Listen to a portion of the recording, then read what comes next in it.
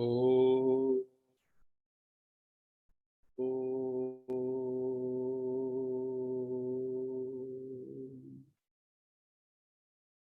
शांति।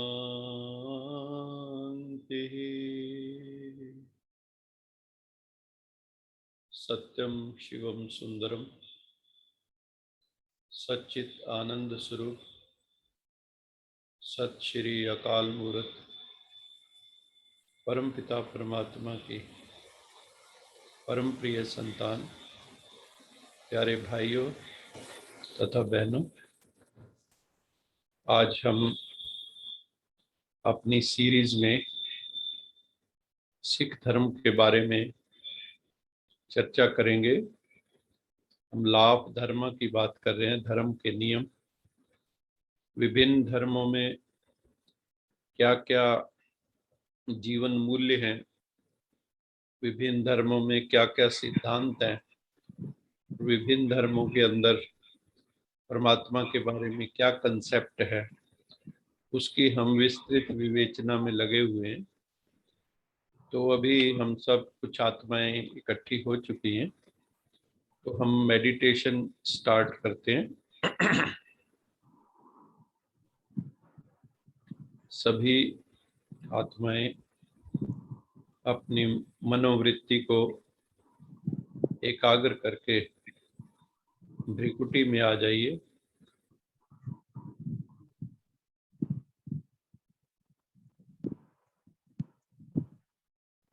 अपनी उपस्थिति यहाँ भ्रिकुटी में दर्ज करवाइए। I am present in भ्रिकुटी। मैं आत्मा भ्रिकुटी में उपस्थित हूँ।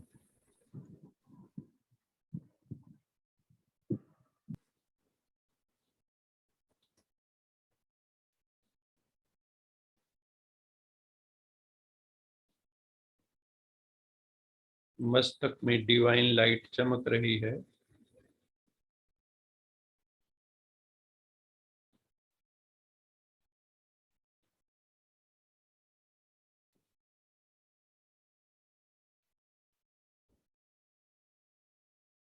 मुझ आत्मा का धर्म शांति है। I am a peaceful soul. मैं शांत स्वरूप आत्मा हूँ। रिलैक्स करें अपने को, तन को भी रिलैक्स करें। ज्ञान मुद्रा में बैठें, अपनी तर्जनी और अंगूठे को मिलाकर बैठें।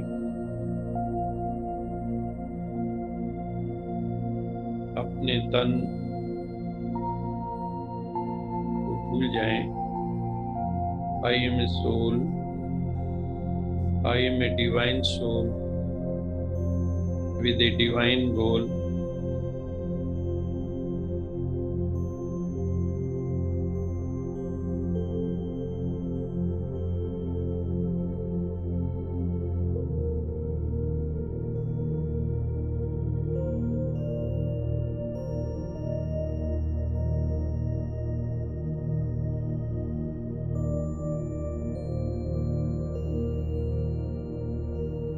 मैं शांत स्वरूप आत्मा हूँ।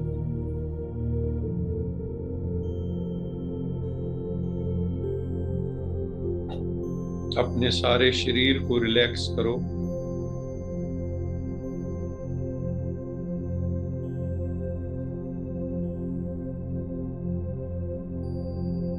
Relax your brain, relax your eyes. Each and every neuron of the brain should relax.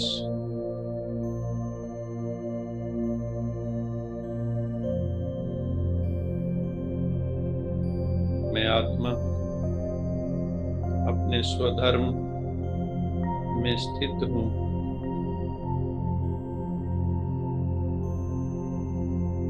मेरा शरीर भी ये रिलैक्स हो रहा है। मैं आत्मा अपने शांत स्वरूप में हूँ। श्वास की गति भी ऑप्टिमाइज हो रही है।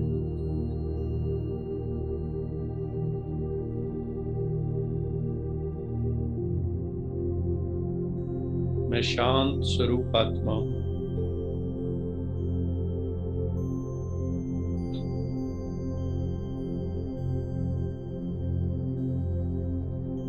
श्वास को आता जाता देखें। Be the witness to breathing. श्वास भीतर,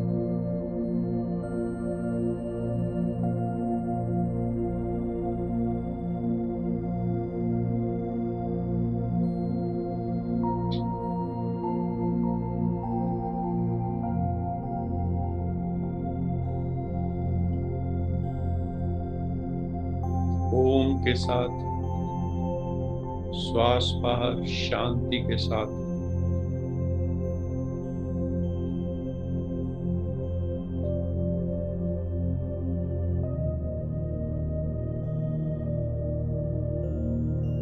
मैं शांत स्वरूप आत्मा हूँ। मैं प्रेम स्वरूप आत्मा हूँ। I am full of love. The entire universe, सभी आत्माओं के लिए, प्राणी जगत के लिए, वनस्पति जगत के लिए मेरे हृदय में पूर्ण प्यार है।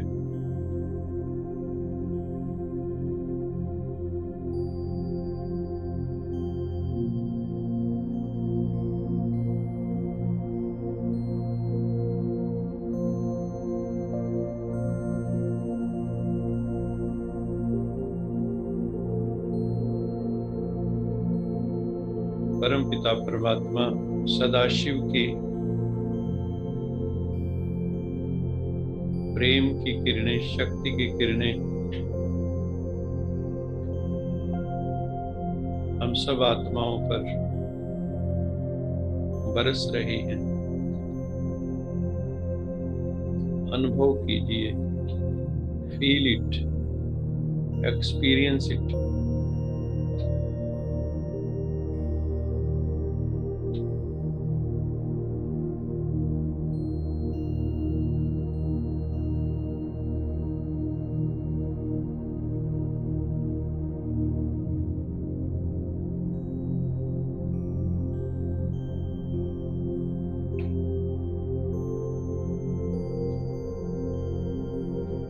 मैं आत्मा शक्तिशाली बनती जा रही हूँ।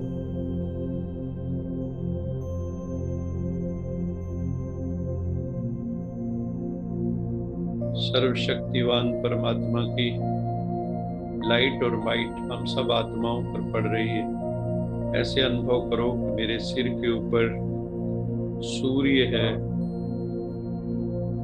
ज्ञान का सूर्य परमात्मा,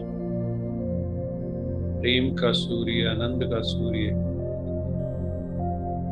सर्वशक्तियों का सूर्य मेरे सर पर है। और उसकी किरणें जैसे सूर्य की किरणें पड़ती हैं, सतरंगी किरणें, परमात्मा की भी सतरंगी किरणें हम सब आत्माओं पर पड़ रही हैं। God is ocean of love.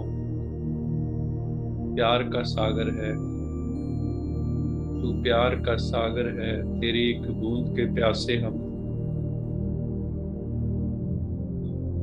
हृदय में प्रेम भर लो। वो क्षमा है। हम सब आत्माएं परवाने हैं।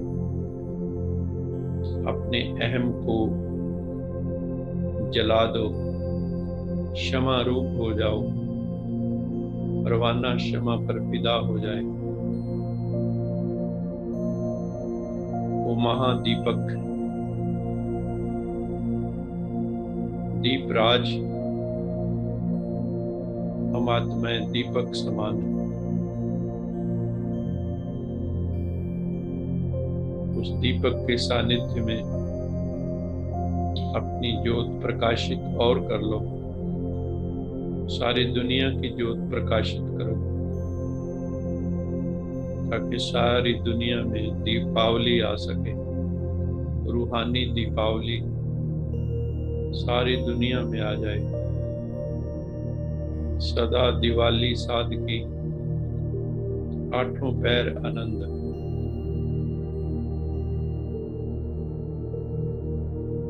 शांति, आनंद, प्रेम, शक्ति का मैं आत्मा अनुभव कर रही हूँ।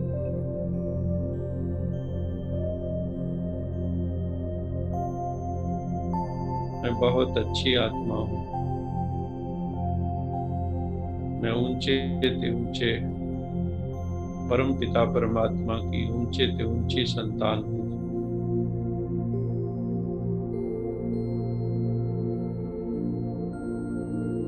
मैं आनंद स्वरूप आत्मा हूँ।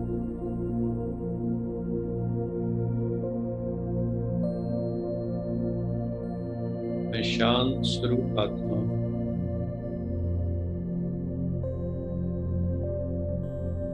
हम बहुत लकी सोल्स हैं। अपने भीतर हमें बहुत खुशी है, हैप्पीनेस है कि हमें शिव परमात्मा स्वयं आकर मिले हैं। हम आत्माओं को गाइड कर रहे हैं। बच्चे, अपने को आत्मा समझो, तुम शरीर नहीं हो। तुम पवित्र बनो, योगी बनो, श्रेष्ठ आत्मा बनो।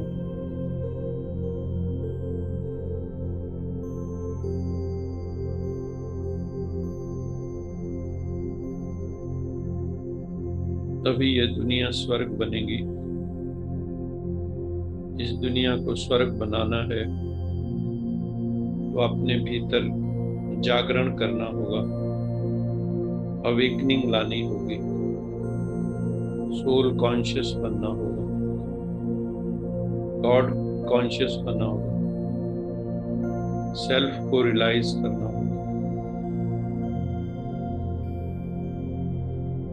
गॉड रियलाइजेशन करना। यदि हम शांत स्वरूप, प्रेम स्वरूप, आनंद स्वरूप,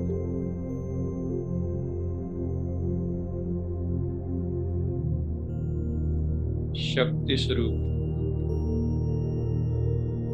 पवित्र स्वरूप बन जाते हैं,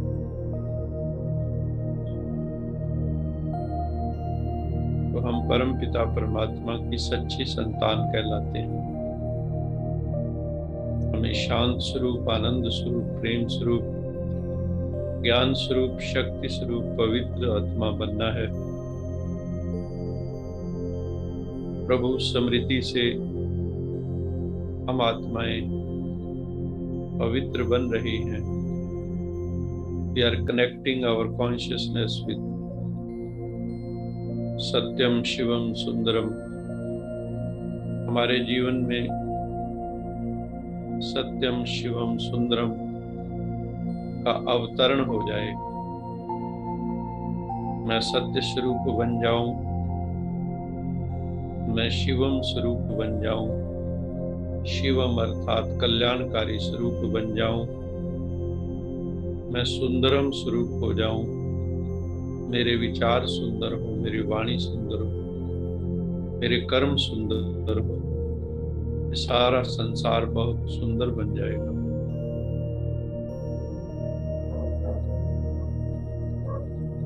जैसा हम सोचेंगे वैसे कर्म होंगे, जैसे कर्म होंगे वैसे संस्कार होंगे, जैसे संस्कार होंगे वैसा संसार होगा।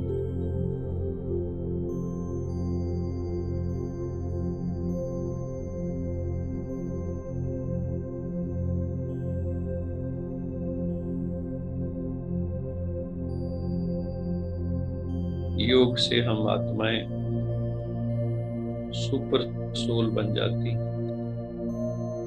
अपने वास्तविक स्वरूप में जाग जाती।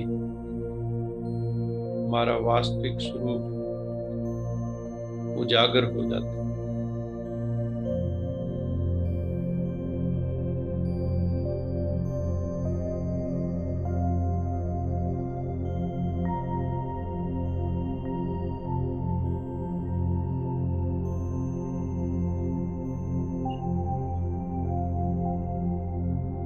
अभी हम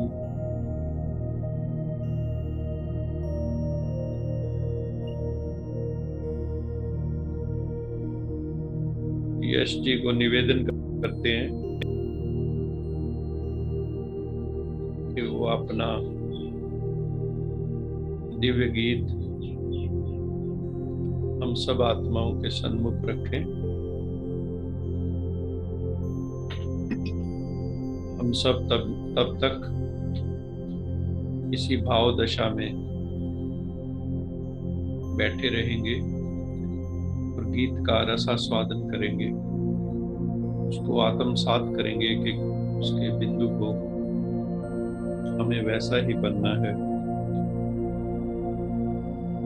आ हिम्मत का एक कदम बढ़ा, प्रभु मंजिल तक पहुंचा देंगे। बहुत ही सुंदर भाव है गीत में, आप सभी सुनिए।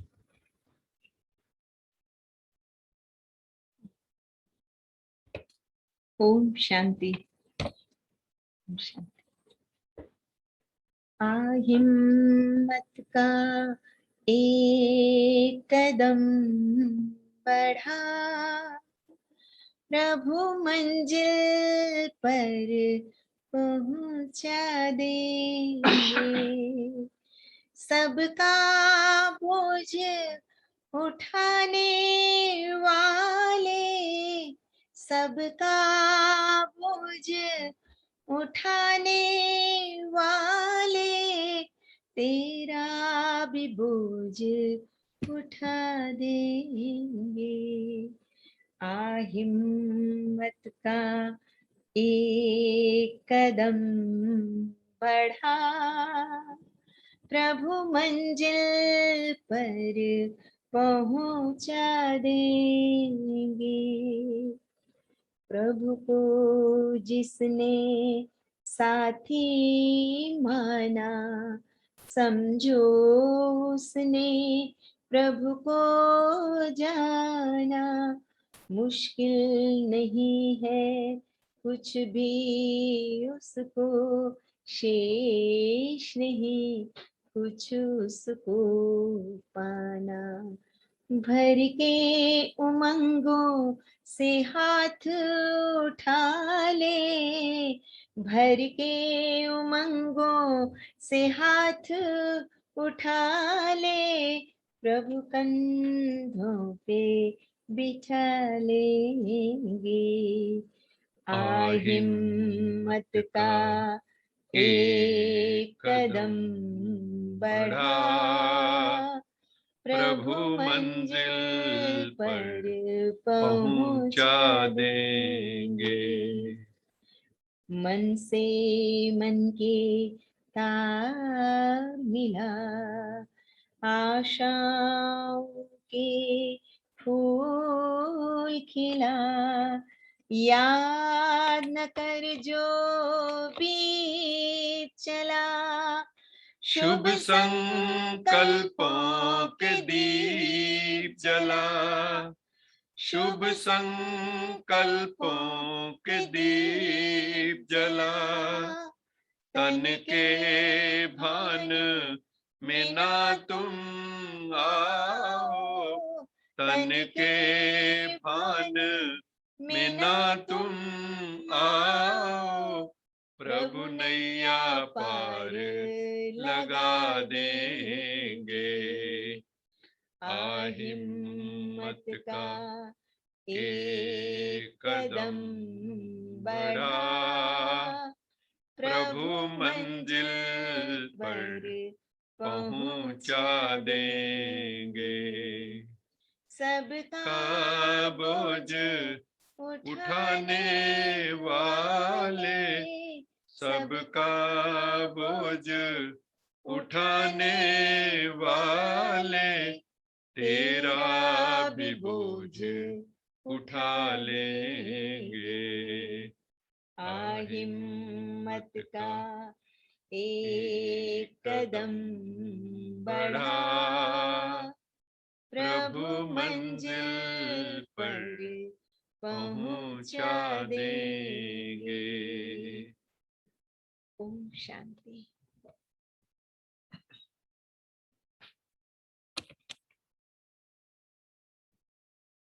आज हिम्मत का एक कदम बढ़ा, प्रभु मंजिल तक पहुंचा देंगे। सबका बोझ उठाने वाले तेरा भी बोझ उठा लेंगे। बहुत ही सुंदर भाव है, जो इस सारी दुनिया का बोझ उठा सकता है वो आपका बोझ क्यों नहीं उठाएगा। लेकिन हमें अपने, जो हमारी आत्मा पर बोझ है, उसने विधि बताई है कि उस बोझ को हम कैसे दूर कर सकते हैं। हमें निरंतर शुभ भाव में जीना है, आत्म भाव में जीना है, परमात्म भाव में जीना है। जब हम परमात्म भाव में जिएंगे, आत्म भाव में जिएंगे, प्रभु को साथ रखेंगे, तो प्रभु हमें कंधों पे उठा लेंगे, जैसे बच्चे को माता पिता उठा लेते हैं। तो हमें लायक बच्चे बनना है परमात्मा के।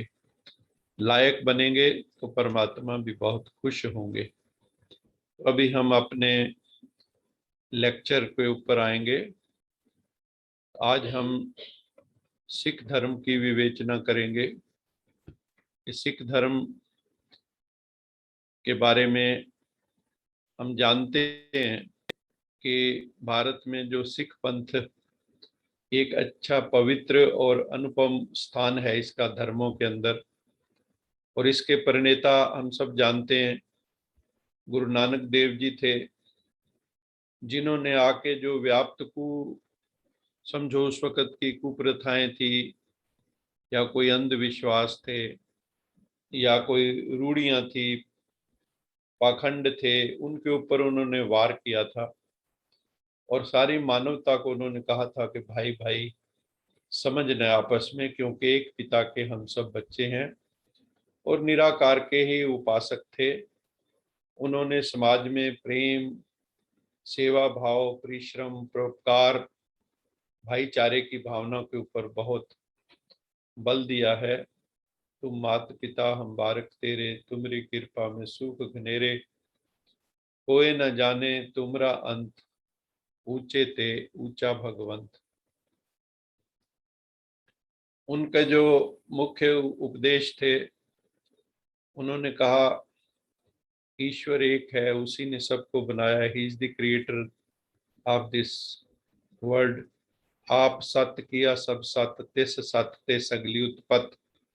कि उस सत्य से ही सगली में सारी उत्पत्ति हुई है।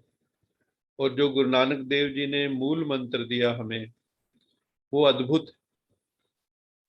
वो एक ही उन्होंने शुरुआत की, एक ओंकार सतनाम, कर्ता पुरख, निरभौ निर्वैर, अकाल मूरत, अजूनी सैभं, गुरु प्रसाद। जप आद सच, जुगाद सच, है भी सच, नानक होसी भी सच। कमाल का है ये। इसको मूल मंत्र कहते हैं सिख लोग। एक ओंकार, वो परमात्मा एक ओंकार है। इसको हम ओम भी कह देते हैं, प्रणव भी कह देते हैं। उसी का ही सच्चा नाम है, तीनों कालों में रहने वाला वही है। एक ओंकार सतनाम, वही कर्ता पुरख।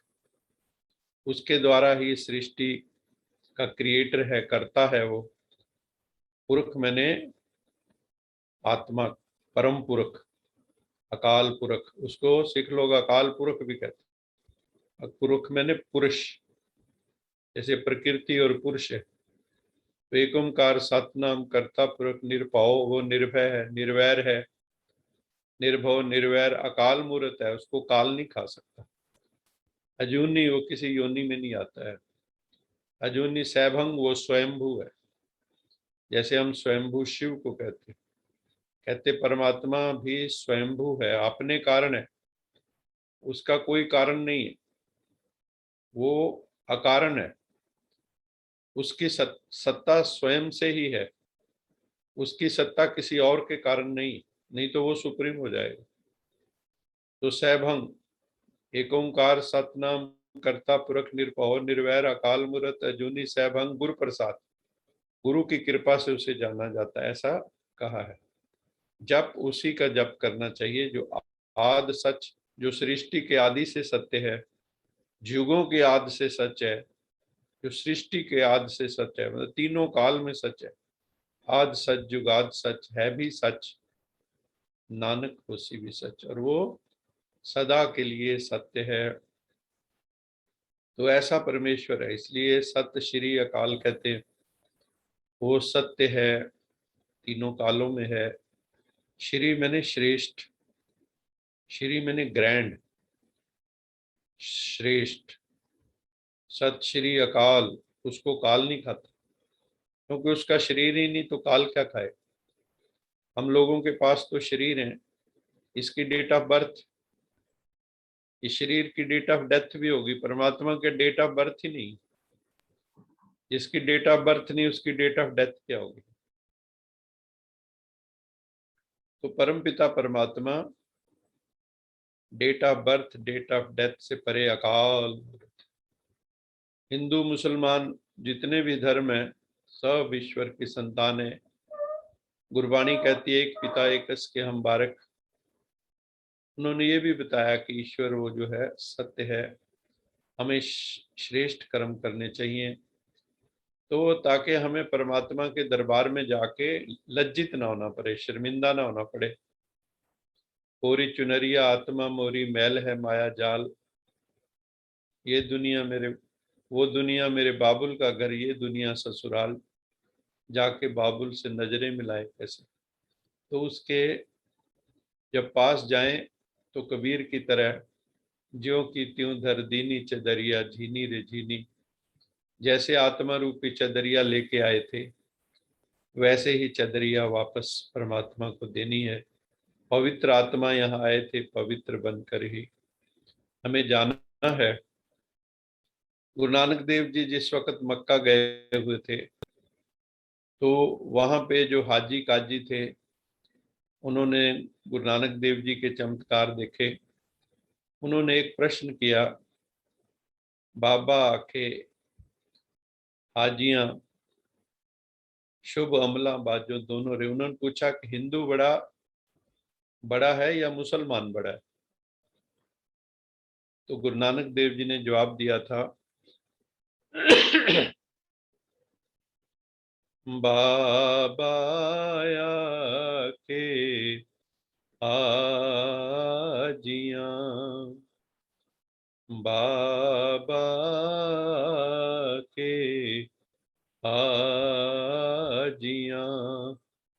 बिन शुभ अमला बाजों दोनों रोए, बाबा के हाजियां।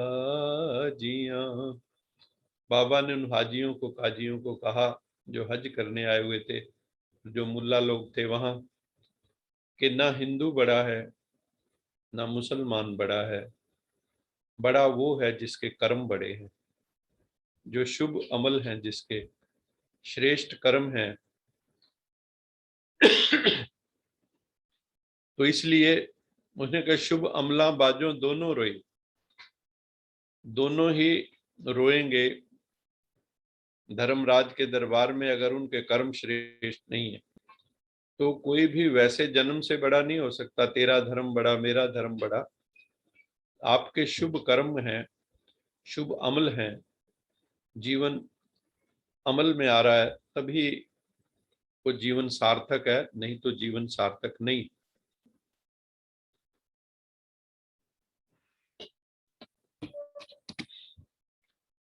आपको मैं बताना चाहता हूं कि गुरु नानक देव जी ने 24 साल तक यात्राएं की, उनको उदासियां कहते हैं।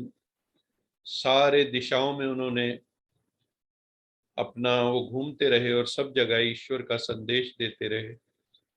और उसमें 60 जो है ना प्रमुख शहर है, उसमें करनाल भी आता है, पानीपत भी आए, और उन्होंने 28,000 किलोमीटर यात्रा की है। पैदल यात्रा इतनी उस समय में करना बहुत बड़ी बात थी। कहाँ मक्का है वहां तक होके आए, नॉर्थ ईस्ट में भी सब जगह गए, इस एरिया में भी आए, साउथ में भी गए। तो उन्होंने 28,000 किलोमीटर का सफर किया, जैसा कि बताते हैं। और जात पात के वो विरुद्ध थे, ऊंच नीच के विरुद्ध थे, अंधविश्वासों के विरुद्ध थे। वो कहते थे सभी आपसी सद्भाव से रहो, समानता इक्वालिटी से रहो, यही कायम करनी है, आपस में प्रेम करना है, एकता रखनी है। और एक परमात्मा की ही उन्होंने सब जगह बात की।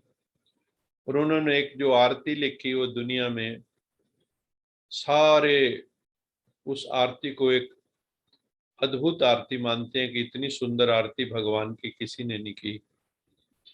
वो उसकी थोड़ी सी लाइनें मैं शुरू वाली आपको बता रहा हूँ।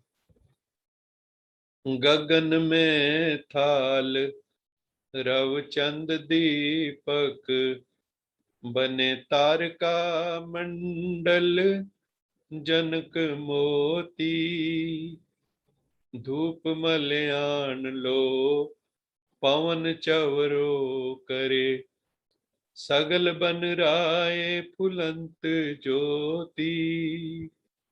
इसका अर्थ क्या है? ये जो सारा आसमान है, ये एक थाली की तरह, बड़ी थाली थाल है ये, और सूरज और चांद उस थाल में रखे हुए दीपक। सूरज और चांद क्या है? दीपक। उपमा देखो कितनी सुंदर है। आकाश एक थाल है, सूरज और चंद्रमा उस थाल में रखे हुए दीपक हैं, तारों के समूह जैसे थाल में मोती रखे हुए हैं, और मलया पर्वत से आने वाली जो हवाएं हैं, सुगंधित हवाएं, जैसे उसकी आरती में शामिल हैं। हवा जो है वो चवर कर रही है, जैसे गुरु ग्रंथ साहब के ऊपर चवर लहराते हैं, तो कहते हैं हवा जो है उस परमात्मा का चवर कर रही है। और जितनी वनस्पति है वो उस ज्योति स्वरूप प्रभु की आरती में फूल दे रही है। सगल बल राय फुलंत ज्योति, पूरी वनस्पति जो है फूलों की तरह उस ज्योति स्वरूप की, उस परमेश्वर की फुलंत ज्योति, धूप मलयान लो पवन चवरो करे, सगल बन राय फुलंत ज्योति। उसके बाद है कैसी आरती होए, आरती होए, पव खंडन तेरी आरती, अनहत शब्द जंत तेरी, अनहता शब्द जंत पेरी। कैसी आरती होए, आरती होए। भवखंडन का अर्थ है हे जन्म मरण काटने वाले ईश्वर। अनहत का मतलब है जो बिना बजाए बज रहे हैं, ऐसे नाद, ऐसे नगाड़े। कैसी आरती तेरी हो रही है, भवखंडन तेरी आरती, अनहत शब्द वजंत तेरी। जो अनहत है, बिना बजाए ही राग बज रहे हैं, और बहुत सुंदर भेरी बज रही है। कितनी सुंदर तेरी आरती है। गगन में थाल रव चंद दीपक, बने तारका मंडल जनक मोती, धूप मलयान लो पवन चवरो करे, सगल बन राय फुलंत ज्योति। बहुत ही प्यारी, बहुत ही प्यारी, बहुत लंबी आरती है ये। मैं आपको सिर्फ एक झलक दिखा रहा था कि इसके बारे में गुरुदेव रविंद्रनाथ टैगोर ने भी लिखा था कि इतनी अद्भुत आरती आज तक किसी ने नहीं की है।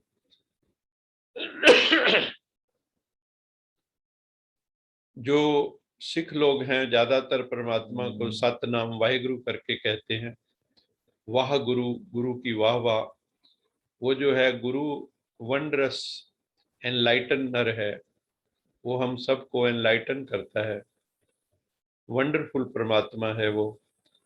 और सिख लोग ये मानते हैं, ये तो वे ऑफ लाइफ है, और जो भी हम क्रियाकलाप करते हैं जिंदगी में, वो वाहिगुरु को साथ रखना चाहिए।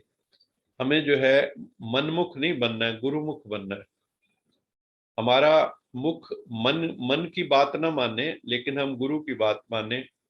और गुरु कौन है? वाणी गुरु, गुरु है वाणी। वाणी जो है वो गुरु है। जो ज्ञान है वो गुरु है, कोई व्यक्ति गुरु नहीं। गुरु गोविंद सिंह ने आके उस गुरु परंपरा को, जो 10 गुरु थे, उसको आके गुरु ग्रंथ साहब में कहा कि गुरु ग्रंथ जी मान्यो प्रगट गुरा की दे। इसके बाद कोई गुरु नहीं आएगा। तो अपने मन में हमें परमात्मा को हर समय रखना चाहिए। और मुख्य बातें जो थी वो था कि हार्ड वर्क करना है, ईमानदारी का जीवन जीना है, सबको इक्वल ट्रीट करना है, प्रभु को अपने दिल में रखो, मन में रखो, सबकी सेवा करो, सबके प्रति काइंड रहो, दिल में दया भाव हो, उदारता का भाव हो हमारे मन के अंदर। और गुरमत की जो शिक्षाओं को देश देशांतर में खुद जाकर गुरु नानक देव जी ने फैलाया। और सिखों के एक तरह से प्रथम गुरु हैं ये। गुरमत का प्रचार किया, और 9 गुरुओं ने भी बाद में उसी गुरमत का प्रचार किया जो गुरु ग्रंथ साहब में दर्ज है। उसमें कई भक्तों की वाणी भी है। जो गुरु थे 9 गुरु, और गुरु नानक देव जी के बाद वो थे गुरु अंगद देव जी। गुरु नानक देव जी का काल जो था वो 1469 से 1539 था। फिर गुरु अंगद देव जी आए, फिर गुरु अमरदास जी, गुरु रामदास जी जो गोल्डन टेम्पल जिन्होंने बनवाया था, गुरु अर्जन देव जी जो तत्ती तवी के ऊपर जिनको बिठाया था, गुरु हरगोविंद जी जिन्होंने मीरी पीरी शुरू की थी, वो मैं आगे थोड़ा बताऊंगा, गुरु हर राय जी, गुरु हरकृष्ण जी, गुरु तेग बहादुर जी, और लास्ट में गुरु गोविंद सिंह जी जो लगभग 1675 से 1700 तक, 1699 तक रहे। पहले जो 5 गुरुओं तक जो परंपरा थी वो सिर्फ धार्मिक पक्ष को ही लिए हुए थी। लेकिन जो 6वें गुरु थे उनको लगा, क्योंकि मुगल काल में, कि हम लोगों को सिपाही भी बनना है संत के साथ। तो एक तरह से संत सिपाही की कंसेप्ट उस समय छठे गुरु ने शुरू की थी, जो श्री हरगोविंद जी। उन्होंने गद्दी जब संभाली तो उन्होंने 2 तलवारें धारण की थी, और उसको उन्होंने मीरी पीरी का नाम दिया था। मीरी शब्द मीर से बना है, जिसका अर्थ है कि जो नेता या शासक होते हैं उनको मीर, और पीरी, पीर से पीरी बनता है। पीर फकीर हम बोलते हैं, धार्मिक लीडर जो होते हैं। अर्थात एक तो उन्होंने मीरी नामक तलवार रखी, मतलब इस संसार का, भौतिक संसार जो है, इसके ऊपर हमें विजय पानी है। दूसरा पीरी शब्द, जो पीर गुरु को भी कह देते हैं, तो एक पीरी नामक तलवार उन्होंने पहनी जो आध्यात्मिक ज्ञान का प्रतीक है। तो भौतिक और आध्यात्मिक का समन्वय, संत और सिपाही का समन्वय, कि ऐसा नहीं कि आप संत बनो तो कोई भी आपका जो है ना गला उतार दे, लेकिन आपको अपनी जो है रक्षा भी करनी है। इस प्रकार भौतिक संसार जो है और आध्यात्मिक संसार जो है, उस पर विजय पाने के लिए ये मीरी पीरी की कंसेप्ट आई थी। और गुरु गोविंद सिंह जी जो 10वें गुरु थे, उन्होंने खालसा पंथ की स्थापना की थी। तो उन्होंने कहा था कि हर घर से जो बड़ा भाई होता था पहले उसको सिख बनाते थे, सिंह। गुरु नानक देव जी ने सिख कहा। गुरु गोविंद सिंह जी ने उनको, गोविंद राय थे, उन्होंने कहा कहाँ सोए पड़े हो, उठो, सिंह बनो, शेर की तरह बनो, ये गीदड़ों की तरह क्यों रहते हो। उन्होंने उनके अंदर जज्बा भरा, स्पिरिट भरा, जोश भरा, क्योंकि सब हम एक तरह से गुलाम बन के रह रहे थे। फाइटिंग स्पिरिट नहीं था हमारे भीतर उस समय। उन्होंने आके जगाया। कश्मीरी पंडित भी जब वहां गए थे, तो गोविंद राय 9 साल के थे उस वक्त। तो उनके पिताजी गुरु तेग बहादुर ने कहा, इस वक्त बहुत बड़े बलिदान की जरूरत है औरंगजेब का मुकाबला करने के लिए। तो गोविंद राय ने कहा कि आपसे बड़ा कौन हो सकता है। तो अपने पिता को ही बलिदान के लिए कह दिया। तो बहुत बड़ी बात है, साधारण बात नहीं है। इसलिए उनको हिंद की चादर बोला जाता है, गुरु तेग बहादुर जी को। उन्होंने हिंदू धर्म की रक्षा करने के लिए अपने आप को बलिदान दे दिया। और गुरु गोविंद सिंह जी ने उसके बाद खालसा पंथ की स्थापना की। खालसा मैंने प्योर, खालिस। और उनको सबको, जो उनके शिष्य थे, उनको कहा कि इन शिक्षाओं पे चलना है, प्योर बनना है। और जो धार्मिक परंपराएं थी, ये जो खालसा पंथ की स्थापना हुई थी, ये 13 अप्रैल को हुई थी 1699 में। उसमें जो है 5 प्यारे ऐसा दिखाते हैं कि गुरु आनंदपुर साहब में गुरु गोविंद सिंह जी ने 13 अप्रैल 1699 को तलवार लेके बाहर आए और उन्होंने कहा मुझे एक शीश चाहिए। तो फिर वो अंदर गए तो तलवार खून से जो रंगी हुई थी बाहर निकल। उन्होंने फिर कहा मुझे शीश चाहिए। और इस तरह से कई लोग वहां घबरा गए कि ये क्या हो रहा है। तो उसमें जो 5 प्यारे खड़े हुए थे उनके नाम मैं बता देता हूँ। पहले किसी के नाम के सामने सिंह नहीं था। कोई साहिब चंद थे, कोई राय थे, कोई दास थे। तो उन्होंने जो उनके नाम दिए, सबके पीछे सिंह लगा दिया। भाई साहब सिंह, वो बिदर निवासी थे साउथ से। भाई धर्म सिंह मेरठ जिले के करमचंदपुर से थे। भाई हिम्मत सिंह, वो जगन्नाथपुरी से थे। भाई मोकम सिंह द्वारका से। और भाई दया सिंह लाहौर के निवासी थे। ये थे 5 प्यारे जिन्होंने कहा कि हम अपना शीश देने को तैयार हैं। और शीश दिया जिन्होंने, उनको उन्होंने खालसा बनाया, 5 प्यारे बनाए। उनको अमृत पान कराया और खुद भी उनसे फिर अमृत पान किया। और कहा कि वाह वाह गुरु गोविंद सिंह आपे गुरु चेला। गुरु भी स्वयं, चेला भी स्वयं। तो जो चेले थे उन्हीं से ही फिर खुद अमृत पान किया। अमृत पान भी एक कंसेप्ट है, तो जो आध्यात्मिक दृष्टि से उसको देखना चाहिए। तो उसके बाद जो है जीवन प्योर रखना होता है, अपना दसवंध निकालना होता है।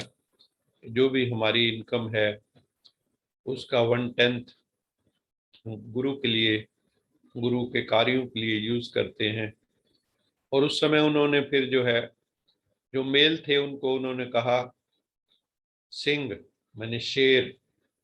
और जो नारी शक्ति थी उनको कौर कहा, कौर, साहेबजादी, प्रिंसेस। तो सिंह और कौर बनाया उनको प्रिंसेस। और उन्होंने और किसी चीज पे बल नहीं दिया। तो एक तरह से नो कास्ट सिस्टम, सिंह और कौर कोई भी हो, नो कास्ट सिस्टम। और वीमेन को सिख धर्म में बहुत रिगार्ड है, बहुत इज्जत है। क्योंकि गुरु नानक देव जी ने कहा था, सो क्यों मंदा आखिए जित जन्मे राजान। जिसने राजाओं को जन्म दिया है उसको बुरा कैसे कह सकते हैं। राजा महाराजा पीर फकीर कहाँ से आए? माता के, माता ने जन्म दिया, उस माता को बुरा कैसे कह सकते हैं? ढोल गवार शूद्र पशु नारी, ये सब ताड़न के अधिकारी, ये सब नहीं। उन्होंने का बहुत सम्मान दिया नारी जाति को। और गुरु ग्रंथ साहब के अंदर जो उस वक़्त के फकीर थे, चाहे कबीर साहब थे, धन्ना थे, सदना थे, रामानंद, परमानंद, नामदेव, रविदास, फरीद, ये सारे और भी कितने, उनकी वाणी जो है गुरु ग्रंथ साहब में दर्ज की गई। तो हमें जो है इस चीज का बहुत ही, एक तरह से देखो, ऑल एम्ब्रेसिंग रिलीजन है सिख धर्म। तो हम आज इतनी ही बात करेंगे। अभी हम मुरली की बात करेंगे।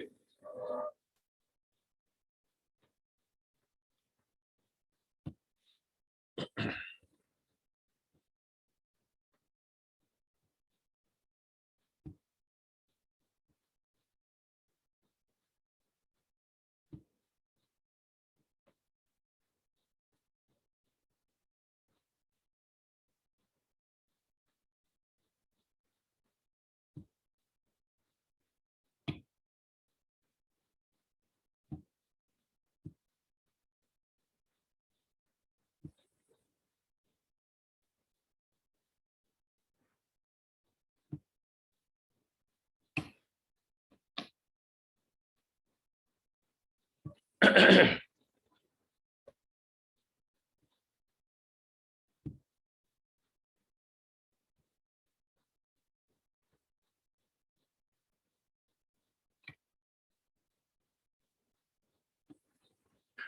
का जो परम पिता परमात्मा ने जो ज्ञान की मुरली हम आत्माओं को सुनाई, उसके जो मुख्य बिंदु हैं उसकी हम अभी चर्चा कर रहे हैं। ये मुरली जो भी अपने जीवन में धारण करता है वो मुरलीधर बन जाता है। श्री कृष्ण को मुरलीधर कहते हैं, क्योंकि परम पिता परमात्मा की मुरली जो ज्ञान की मुरली है, उसको जो भी अपने जीवन में धारण करेगा वो श्री कृष्ण के समान, लक्ष्मी नारायण के समान वो आत्मा बन जाती है और हमें जीवन जीने की कला सिखाती Murli, art of living, science of living, कि जीवन में जीना कैसे है। देखो, जीवन में तो रहना ही है, जीवन में रहना कैसे, व्यवहार कैसे करना है, परिस्थितियों को कैसे झेलना है, बाबा हमें रोज गाइड करते हैं। और जो भी इन सिद्धांतों को अपने जीवन में लागू करते हैं तो उनका जीवन बड़ा आनंदमय हो जाता है। तो बाबा कहते हैं, मीठे बच्चे, अपना कल्याण करने के लिए किसी भी आत्मा के अवगुणों, कमियों का चिंतन मत करो, क्योंकि हम सब की ये आदत होती है, हमें अपने अवगुण दिखाई नहीं देते,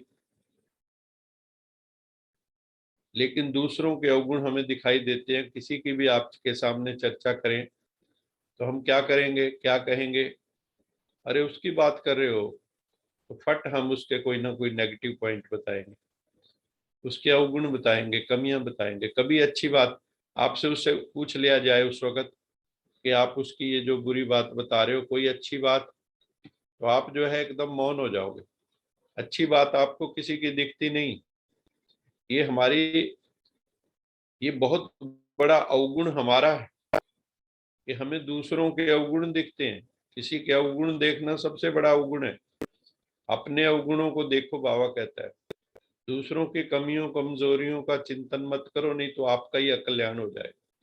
स्वचिंतन करो, मैं शांत स्वरूप आत्मा हूँ, प्रेम स्वरूप, सबको खुशियां बांटो, आनंद बांटो, दुख नहीं दो। दुख देंगे तो दुखी होकर मरेंगे। तो बाबा कहता है स्व का चिंतन करो, आत्म चिंतन करो। हमें जब ज्ञान हो गया, बोध हो गया, ये शरीर छोड़ना है, तो जीते जी क्यों ना छोड़े, जीते जी हम छोड़ने का क्यों ना अभ्यास करें। भगवान हमें यही तो अभ्यास करवा रहा है, जीते जी, जीते जी मरने का अभ्यास करा रहा है, ताकि अंत में हम शरीर को सहज भाव से छोड़ सकें। तो स्व चिंतन करें, प्रभु चिंतन करें, शिव चिंतन करें। शिव संकल्पम अस्तु, हमारे संकल्प शिव संकल्प, शिव बाबा जैसे संकल्प हो, शुभ संकल्प हो, कल्याणकारी संकल्प। इससे आत्मा कैसी बन जाएगी, सोने जैसी, शुद्ध कुंदन हो जाएगी, सारी मिलावटें निकल जाएंगी, खोट निकल जाएगा। परमात्मा के चिंतन से सारा खोट निकल जाएगा। सारा पहले हमने उल्टा चिंतन किया तो खोट पड़ गया, अब अच्छा शुभ चिंतन करेंगे तो खोट निकल जाएगा, हम अच्छे बन जाएंगे। अन्य आत्मा को भी प्रभु पिता का पैगाम देना है। जो भी हमारे भाई बहन है सारे दुनिया में, सबको एक ही संदेश देना है। भगवान का संदेश क्या है? पवित्र बनो, योगी बनो, मन से, वाणी से, कर्म से पवित्र बने। हमारी जो इम्प्योरिटीज हैं, अवगुण है, नेगेटिविटीज है, डिप्रेसिव थॉट्स, फियर है, एंजाइटी है, वरी है, उनको छोड़ेंगे। ये सारे जो हैं इम्प्योरिटीज, वो इम्प्योरिटीज कैसे खत्म होंगी? जब हम पवित्र प्रभु का चिंतन करें, अपने स्वरूप का चिंतन करेंगे। तो परमात्मा कहता है पवित्र बनो, योगी बनो। अर्जुन को भी कहा योगी बनो, तपस्वी भ्यो अधिको योगी, ज्ञानी भ्यो मतो अधिक, कर्मिष्ठ भ्यो अधिको योगी, तस्मात योगी भव अर्जुन। इसलिए अर्जुन योगी बनो, क्योंकि योगी तपस्वियों से, ज्ञानियों से, कर्म करने वाले कर्म कांडियों से भी योगी श्रेष्ठ है। इसलिए तुम योगी बनो, मेरे से जुड़ो। योगी मतलब क्या? एक परम पिता परमात्मा से हम जुड़ जाएं, कनेक्ट हो जाएं, बस सुप्रीम कॉन्शियसनेस से हमारी चेतना कनेक्ट हो जाए, मौज बन जाए, हमारी दीवारें टूट जाएंगी, दीवारें ढह जाएंगी, सीमितता टूट जाएगी, बाउंड्रीज टूट जाएंगी। अशरीरी बनने का अभ्यास करने वाली आत्मा कभी भी हट से अपनी इंद्रियों को वश नहीं करते। बाबा कहते हैं अगर तुम्हें बॉडीलेसनेस इन कॉर्पोरियल स्टेट का अनुभव करते हो, आप अभ्यास करते हो रोज, मैं शरीर नहीं मैं आत्मा हूँ, और आत्मा शरीर के बिना जब परम धाम से मैं आया था इस सृष्टि रूपी रंगमंच पे, तो क्या मैं शरीर साथ लेके आया था? शरीर तो यहाँ माता के गर्भ में मिला। तो जब मेरी वो अशरीरी अवस्था थी, उस वक्त मेरा शरीर नहीं था, वो अब अवस्था का अभ्यास करो। तो ऐसी जो आत्माएं अभ्यास करती हैं उनको हट से इंद्रियों को वश में नहीं करना पड़ता, बल्कि वो इंद्रियों का दमन नहीं करते, रिप्रेशन नहीं करते। हमें इंद्रियों को दबाना नहीं है, इंद्रियों को चैनलाइज करना है सही दिशा में। उनकी इंद्रियां स्वतः शीतल हो जाती जो दमन नहीं करते और शरीर अवस्था का अनुभव करते। हम आत्मा आपस में भाई भाई हैं, इस बोध को जागृत रखना है। बॉडी कॉन्शियसनेस स्वतः घटता चला जाता है। एक निराकार ज्योतिष रूप शिव पिता की याद बुद्धि में बनी रहे। अमृत वेले उठो, बाबा को याद करो, सो बाबा को याद करो, खाना बनाओ बाबा को याद, खाना खाओ बाबा को भोग लगाओ, कोई भी काम करो पहले बाबा पीछे काम, तभी कर्म योगी कहलाएंगे। तो उसको अपने साथ रखेंगे तो गलत काम होंगे ही नहीं, क्योंकि जहां बाप है वहां पाप नहीं, और जहां पाप है वहां बाप नहीं। पाप है तो वहां ईश्वर नहीं होगा, जहां ईश्वर है वहां पाप नहीं होगा। तो इसलिए ईश्वर को साथ रखेंगे तो कोई पाप नहीं होगा हमसे। ज्ञान की प्रारब्ध है सुख, जिनके जीवन में ज्ञान घटित हुआ है, विवेक पूर्ण बुद्धि है जिनकी, वो दुखी नहीं होंगे क्योंकि गलत निर्णय नहीं करेंगे। और अज्ञान की प्रारब्ध है दुख, अगर अज्ञान में जिएंगे तो दुख में, अंधेरा है अज्ञान, ज्ञान है दिन, अज्ञान है रात्रि। अज्ञान की रात्रि में मनुष्य धक्के खाते रहते हैं, कंफ्यूज्ड रहते हैं। कंफ्यूजन का क्या मतलब होता है? धुंधलापन, फॉगी माइंड। जितना फॉगी होगा और उल्टे संस्कारों वाला होगा, उतने धक्के खाएंगे, दुखी होंगे, परेशान होंगे। इस समय ज्ञान का सागर शिव बाबा हमें तीनों लोकों तीनों कालों का ज्ञान दे रहे हैं, जिससे हमारे जीवन में स्थायी सुख शांति की प्राप्ति होती है। तो हमें ज्ञान से अपना श्रृंगार करना है और ज्ञान युक्त बात करनी है। अपने थॉट्स हमारे जो है ज्ञान युक्त विचार हो, ज्ञान युक्त आचार व्यवहार हो, हमारा बिहेवियर ज्ञान युक्त हो, तो जीवन बड़ा खूबसूरत बन जाएगा। गुरबाणी में आता है, मूत पलीती कपड़ होए, दे साबुन लइए हो तोए, परिये मत पापा के संग, वो तोपे नामे के रंग। बाबा ने भी कहा कि मूत पलीती कपड़ होए, जैसे स्थूल जो कपड़े हैं हमारे मैले वस्त्र, वो साबुन से हम धो लेते हैं उसको, जो मलमूत्र से सने हुए हैं उनको धो लेते हैं, साबुन लेके धो लेते हैं। इसी तरह आत्मा जो मैली हो गई है, मूत पलीती कपड़ होए, दे साबुन लिए हो तो है, पर ये मत पापा के संग, जो हमारी मति पापों के संग मैली हो गई, वो तोपे नाम के रंगो, प्रभु की स्मृति से, उसकी नाम से, उसकी याद से, योग बल से जो विकार हैं, विकर्म हैं, पाप हैं, वो उसी से धुलेंगे और कोई तरीका नहीं। स्थूल जल से नहीं धुलेंगे, वो ज्ञान के जल से धुलेंगे, ज्ञान सोप से धुलेंगे। एक शिव बाबा को बहुत ही प्यार से दिल से याद करना है, तो आत्मा स्वच्छ होती जाएगी। किसी गलत चीज को याद करोगे, गलत व्यक्ति को याद करोगे, गलत आत्मा को याद करोगे, तो आत्मा जो है उसमें गंदगी आएगी।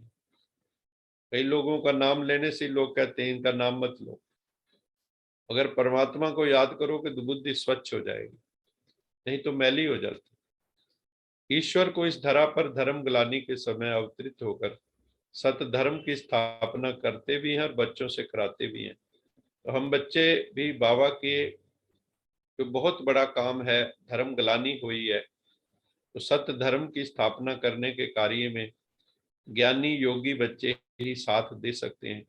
और हमें अपने चरित्र को बहुत श्रेष्ठ, बहुत बलवान बनाना होगा, उच्च बनाना होगा, क्योंकि परमात्मा करण करावन हार है।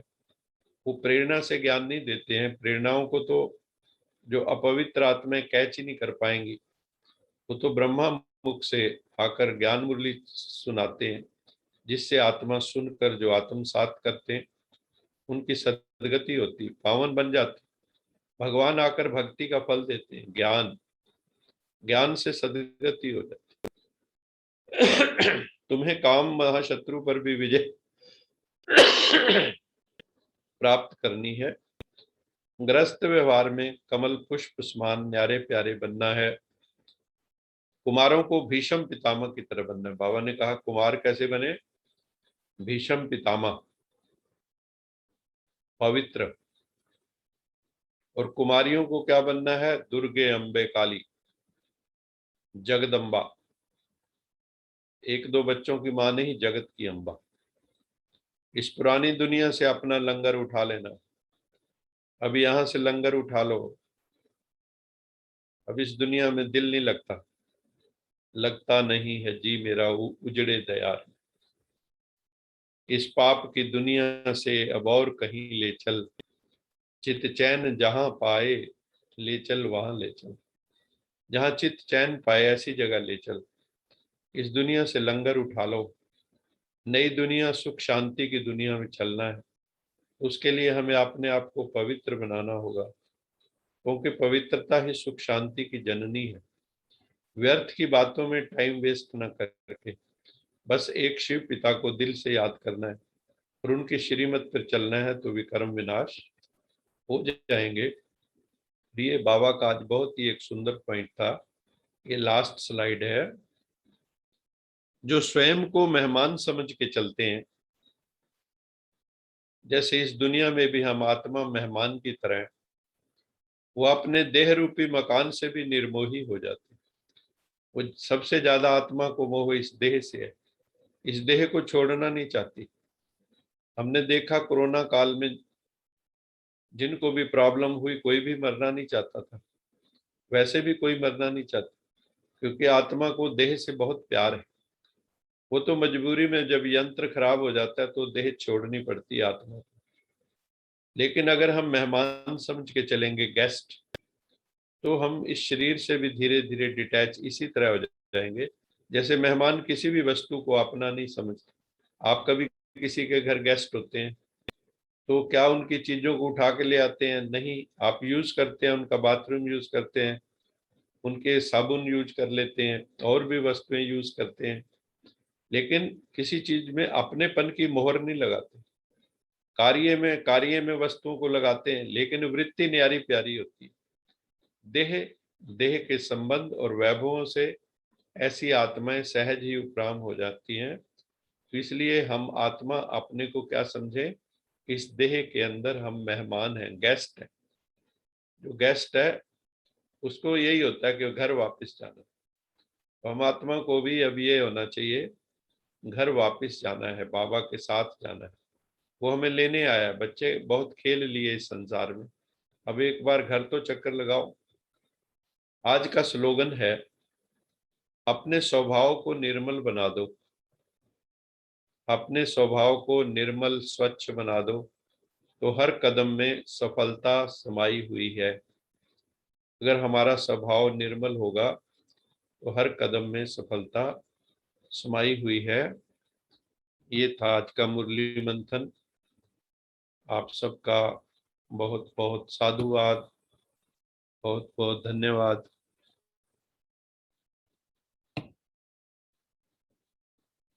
ये आज का सेशन था। आज के सेशन में हमने सिख धर्म के ऊपर आज बात की। हम मुस्लिम धर्म, हिंदू धर्म, सिख धर्म पर हमने विस्तृत विवेचना की है।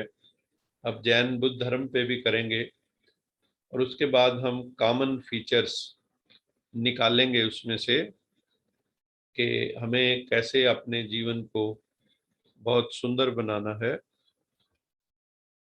सभी भाई बहनों का बहुत बहुत धन्यवाद। समय हो गया है तो सभी मिलकर लोका समस्ता सुखिनो भवन्तु। जो भी भाई बहन जुड़े हैं मैं आप सबका बहुत बहुत धन्यवादी हूँ। अनेकानेक आत्माएं जुड़ी हुई हैं तो सभी मिलकर दोनों हाथ दिल से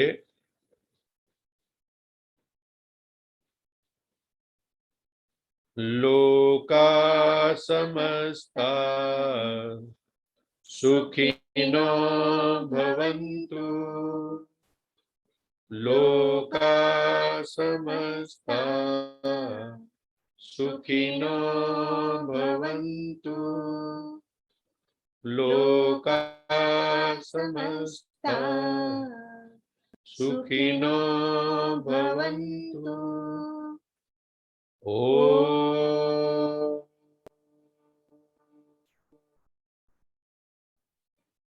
शांति शांति शांति। बहुत बहुत धन्यवाद।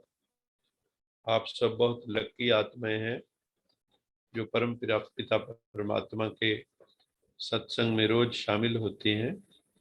God bless you all. जो भी आत्माएं अलग अलग स्टेट से जुड़ी हुई हैं, करनाल से भी कई आत्माएं जुड़ी हुई हैं, CHD से भी, मेरठ से भी जुड़े हुए हैं, कनाडा से विरमानी साहब भी जुड़े हुए हैं। आप सबका बहुत बहुत धन्यवाद। वधवा साहब भी जुड़े हुए हैं। कुछ जो आत्माएं रोज सत्संग कर रही हैं, आप सबका बहुत बहुत धन्यवाद। ओम शांति। God bless you all. सभी सदा प्रसन्न रहें, खुशियां बांटते रहें, खुश रहें। ओम शांति।